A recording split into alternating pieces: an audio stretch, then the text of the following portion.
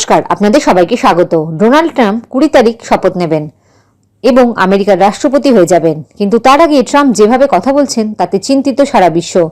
সোজা কথায় অনেক কিছু হবে, এর মধ্যে একটা ইস্যু কানাডা। এই বিষয়ে ভারতীয় মেজর গৌরাবাড়িয়া কি বলেছেন শুনুন। प्रेसिडेंट इलेक्ट डोनाल्ड ट्रंप ने एक मैप जारी करा है और उस मैप में दिखाया है कि कनाडा अमेरिका का एक हिस्सा है। That Canada is a part of the United states of America. अच्छा, यह नक्शा देख के कनाडा में कई लोगों के आंख कान नाक से और पता नहीं कहां कहां से धुआं निकला है। ट्रंप का यह कहना है कि कनाडा जो है उसको हिस्सा बन जाना चाहिए यूनाइटेड स्टेट्स ऑफ अमेरिका का। और ट्रंप बार बार यह कह रहा है, बार बार लगातार एक ही बार रिपीट कर रहा है। और लोग कह रहे हैं यार देखो सुनो, ये जो ट्रंप अपने आप को दर्शाता है ना कि ये जैसे पागल है या बड़बोला है, या ऐसा नहीं है। People know he is a very very smart guy. He is a very smart गाय। और ये जो ट्रंप के बोलने का तरीका है, लोगों को थोड़ा सा हिला देने का और किसी तरीके से कुछ ऐसा बोलने का कि लोग अनसेटल हो जाएं, ये एक ट्रंप की बड़ी स्मार्ट स्ट्रेटजी है।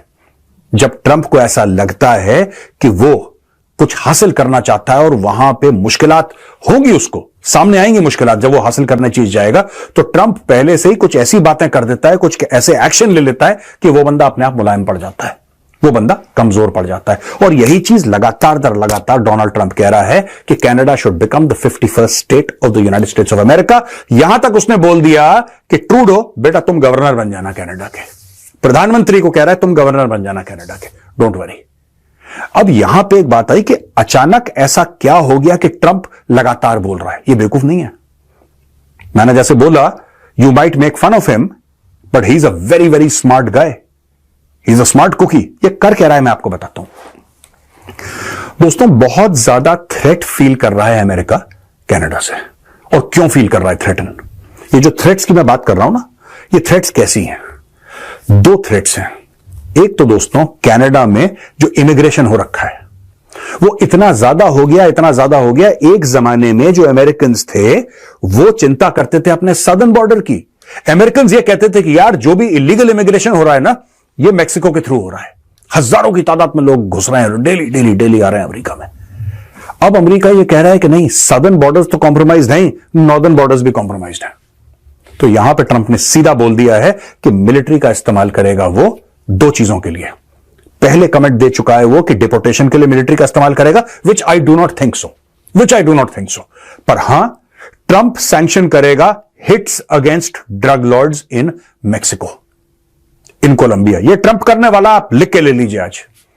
With in a few months of his presidency he is going to sign an executive order and send Navy SEALs और Delta Force to hit hard at drug cartels.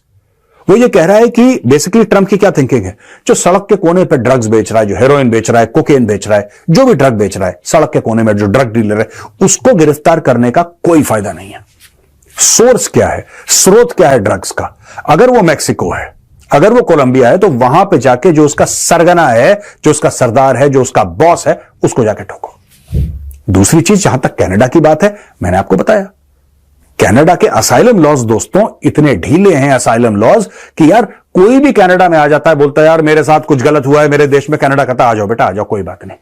ऐसे बेटा आ जाओ के चक्कर में उसने हजारों लाखों लोग इकट्ठा कर लिए। अच्छा, ये लोग बेवकूफ बनाते हैं कनाडा को। Nobody wants to live in Canada. बहुत कम लोग हैं जो कनाडा में रहना चाहते हैं। कनाडा को ये लोग स्टेपिंग स्टोन बनाना चाहते हैं और एक्चुअली अंदर आना चाहते हैं यूनाइटेड स्टेट्स ऑफ अमेरिका के। और अमेरिका को इससे बहुत इख्तलाफात हैं, बहुत ऑब्जेक्शन है इस चीज से। दूसरी चीज, ट्रंप से यह पूछा गया कि भाई आप एक बात बताओ, क्या आप कनाडा को अपने पार्ट बनाने के लिए या अपना हिस्सा बनाने के लिए क्या आप फौज का इस्तेमाल करोगे? उसने बोला नहीं, मैं फौज का इस्तेमाल नहीं करूंगा, लेकिन ये लॉजिकल है कि कनाडा जो है वो यूएस का पार्ट बने। यानी कि अब मैं बताता हूं ये क्या करने वाला है। ये आर्थिक रूप से बाहें मरोड़ेगा कनाडा की। ये कनाडा को मजबूर करेगा। मैं आपको बता रहा हूं कनाडा के पास बहुत तेल है। ट्रंप की नजर कहां पे है? ये ग्रीनलैंड का पूरा चक्कर है कि मैं ग्रीनलैंड खरीद लूंगा। ये आइडिया किसने दिया ट्रंप को? भाई, जो अलास्का था, जो अमेरिका का 50th स्टेट है अलास्का, वो तो अमेरिका ने खरीदा ना रूस से। अमेरिका और रूस actually they are bordering countries. America और रूस में वो एक आइलैंड है बीच में। अगर आप वो आइलैंड को ध्यान से देखेंगे तो अमेरिका और रशिया के बीच में 2 से लेकर 3 किलोमीटर का फर्क है बस। और वो जो बीच में समुद्र है, सर्दियों में वो समुद्र जम जाता है. It is actually possible, physically possible to walk from the US to Russia और from Russia to the United States. Map पे आप देखेंगे तो आपको बहुत दूर दूर दिखाई देंगे. आप बोलेंगे यार कैसी बात कर रहे हो साहब, बीच में यूरोप है, इधर अफ्रीका है, इधर एशिया है, रशिया इधर है. मैप पे तो ऐसे दिखाई देता है, लेकिन बॉस दुनिया तो गोल है ना, दुनिया गोल है. US and Russia are neighbours. और जो ग्रीनलैंड है, ग्रीनलैंड ये खरीदना चाहता है. क्यों? क्योंकि अमेरिकन साइंटिस्ट की रिपोर्ट ये कहती है कि ग्रीनलैंड में ऑयल है, गैस है, मिनरल है, रेयर अर्थ मेटल्स है वहां पे, और रेयर अर्थ मिनरल्स भी है वहां पे. तो क्यों छोड़ देगा ये यार? अमेरिका का तो पास रहा है. अमेरिका ने तो तेल के चक्कर में जंगें लड़ी हैं. आपको क्या लगता है 9/11 में जिसमें 3,000 अमेरिकन मर गए, आपको क्या लगता है ये इराक गए क्यों? सद्दाम हुसैन का क्या लेना देना 9/11 से? वो तो अलकायदा ने करा था. अलकायदा ना इराक का रहने वाला जो ओसामा बिन लादेन था, ना वो इराक बेस्ड. तो भाई साहब आपने इराक के अंदर फौजें क्यों भेजी? 9/11 का बहाना लेके आपने इराक को ठोक दिया, फिर आप अफगानिस्तान चले गए. देखिए अमेरिका ढूंढता रहता है ये सब चीजें, रिसोर्सेज ढूंढता रहता है. और इसने क्या बोला है? इसने ये बोला है, डोनाल्ड ट्रंप की मैं बात कर रहा हूं, कि जितनी भी बड़ी बड़ी विंड मिल्स हैं, विंड एनर्जी, ये सब फ्रॉड है. कह रहा है क्लाइमेट चेंज फ्रॉड है. Drill drill drill. ये क्यों बोलता है ड्रिल ड्रिल? क्या है ड्रिल? ड्रिल का मतलब यह है कि जमीन खोदो तेल निकालो, जमीन खोदो तेल निकालो, खर्चे कम करो. देखिए उसकी स्ट्रेटेजी देखिए, दिमाग देखिए बंदे का. वो कह रहा है कि जो खर्चे हैं, खर्चे कैसे होते हैं? खर्चे तब बढ़ते हैं जब सरकार आपकी जो है ना वो खर्चा करती है जो कमाती नहीं है. यानी कि सरकार जो है, यूएस की सरकार, माना कि उसकी कमाई जो है टोटल 1,000 रुपए की है, माना कि अमेरिका की सरकार की कमाई जो है वो 1,000 रुपए की है, लेकिन खर्च वो 10,000 रुपए कर रहा है. तो कह रहा है बॉस ये पैसे आ कहां से रहे हैं? वो जो पैसे हैं वो आ कहां से रहे हैं? अगर ये पैसे आप छाप के पूरे करेंगे, क्योंकि दुनिया डॉलर पे चलती है, तो रिसोर्सेज तो उतने रहेंगे और डॉलर बढ़ जाएगा, क्योंकि आपने ज्यादा डॉलर छाप दिए, जिससे कि हो जाएगा इन्फ्लेशन. तो डोनाल्ड ट्रंप ने DOGE, department of government expenditure, इसने उधर लगा दिया विवेक रामास्वामी को, उधर लगा दिया इलॉन मस्क को. बोला कि एक तरफ से तुम खर्चे कम करोगे, दूसरी तरफ ड्रिल करेंगे. यानी कि अपना जो लोन है, हमारे ऊपर जो लोन चढ़ा है, जो चीनियों ने हमसे वो हमारे गवर्नमेंट के बॉन्ड्स लिए हैं, ट्रिलियंस ऑफ डॉलर्स के गवर्नमेंट बॉन्ड्स लिए हैं, उसको हम बायबैक कैसे करेंगे? तेल बेच के. यूएस के पास बहुत तेल है, लेकिन यूएस अपना तेल खर्च नहीं करता दोस्तों. यूएस की स्ट्रेटजी है कि दुनिया भर से तेल लो, खुद का तेल बचा के रखो, कि जब दुनिया भर का तेल खत्म हो जाएगा तो फिर हम बल्ले बल्ले अपने मुंह मांगे दामों पर तेल बेचेंगे. इसने बोला नथिंग डूइंग, अभी चाहिए मुझे तेल, निकालो. तो अमेरिका दोस्तों, अब अमेरिका ड्रिल करेगा दोस्तों. और देखना भारत के ऊपर प्रेशर आने वाला है कि जो आप तेल खरीदते हो ना इराक से, आप तेल खरीदते हो रूस से, आप तेल खरीदते हो सऊदी अरब से, यूएई से, कतर से, अब अमेरिका बोलेगा कि भाई हमसे भी तेल खरीदो, हम भी मार्केट में. और अमेरिका ड्रिल करेगा, अमेरिका तेल बेचेगा. यह काम होने वाला है 20 तारीख से, यह काम शुरू हो जाएगा दोस्तों.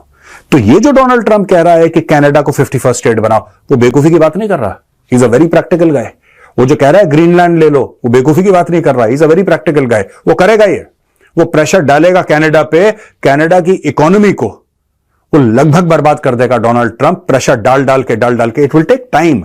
ऐसा नहीं कि 20 जनवरी को ये होने वाला है, नो, नॉट एट ऑल. लेकिन इट विल टेक टाइम. ये कर देगा ये. Donald Trump will have this done. वहां पे डोनाल्ड ट्रंप ने बात कर दी है ग्रेटर अमेरिका की. और ये ग्रेटर अमेरिका है क्या दोस्तों?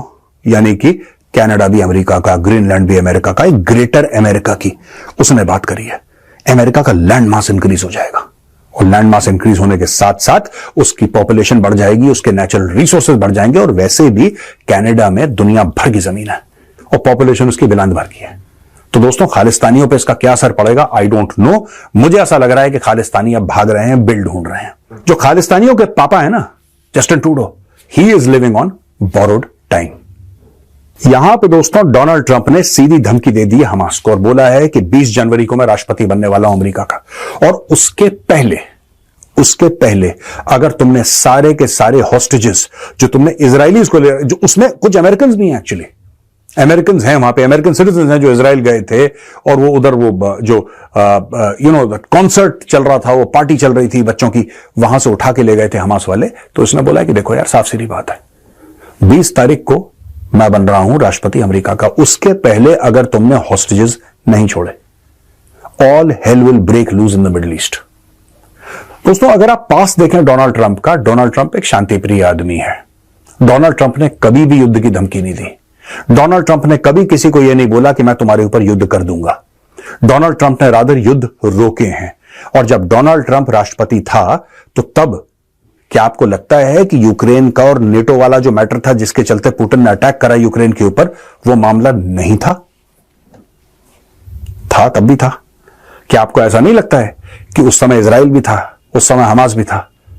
डोनाल्ड ट्रंप के under Hamas did not attack Israel,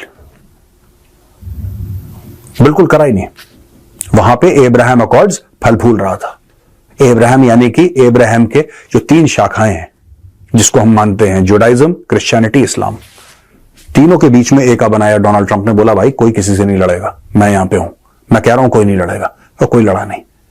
जब कमजोर लीडर आया जो बाइडेन, तो आपने देखा क्या दुर्गति हुई अमेरिका की जब अमेरिका अफगानिस्तान से बाहर निकला। वो इमेजेस आपको याद होंगी, राइट?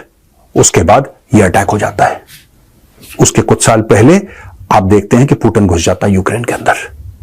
यह कह रहा है कि मैं सारे युद्ध खत्म कर दूंगा, I will make sure there is peace in the world, I will make sure. लेकिन एक चीज है, अगर तुमने वो हॉस्टेजेस जो बंदी बना रखे हैं हमास ने नहीं छोड़े, then all hell will break loose in the Middle East. छोटी सी बात आपको बताना चाहता हूं दोस्तों, मुझे ऐसा लग रहा है कि जो खमेनेई है ना तेहरान में बैठा, वो तो गए हो।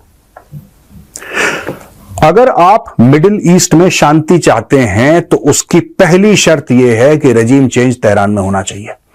Without regime change in Tehran there is no peace in the Middle East. हो ही नहीं सकता।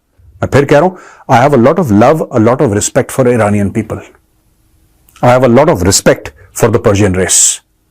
The problem is their mad clergy, जो इनके सारे मुल्ले मौलाना ऊपर बैठे ना पागल, ये हैं फसाद का असली जड़। अगर आप नॉर्मल ईरानी से बात करें, बहुत स्वीट, बड़े खूबसूरत, बड़े दिल के अच्छे लोग हैं, बड़े मेहमान नवाज लोग हैं, मैं तो जानता हूं एक दो को, द वेरी काइंड पीपल।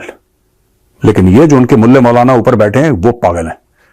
और डोनाल्ड ट्रंप और नेतन्याहू मिलके अब देखना उसके ऊपर एक्शन लेने वाले हैं। ये सिर्फ हमास तक कार्रवाई नहीं रहेगी कि हिजबुल्लाह को निपटा दिया, हमास को निपटा दिया, वो इजराइल करता रहेगा, लेकिन इजराइल के साथ मिलकर बड़ी कार्रवाई होने वाली है, तख्ता पलट इन तेहरान। तो दोस्तों, सोचा कि एक छोटे से वीडियो मैं आपको बता दूं डोनाल्ड ट्रंप करने क्या वाला है। और जिस तरीके से डोनाल्ड ट्रंप बोल रहा है ना 51st स्टेट, आप उसकी बातों को बेवकूफी मत समझिएगा। उसके साथ बहुत पुराना एक मैटर है डोनाल्ड ट्रंप का कि कहीं पे निगाहें कहीं पे निशाना। आपको पता लग जाएगा जल्दी वो किस तरफ निशाना ले रहा था। जय हिंद, जय जवान, जय किसान।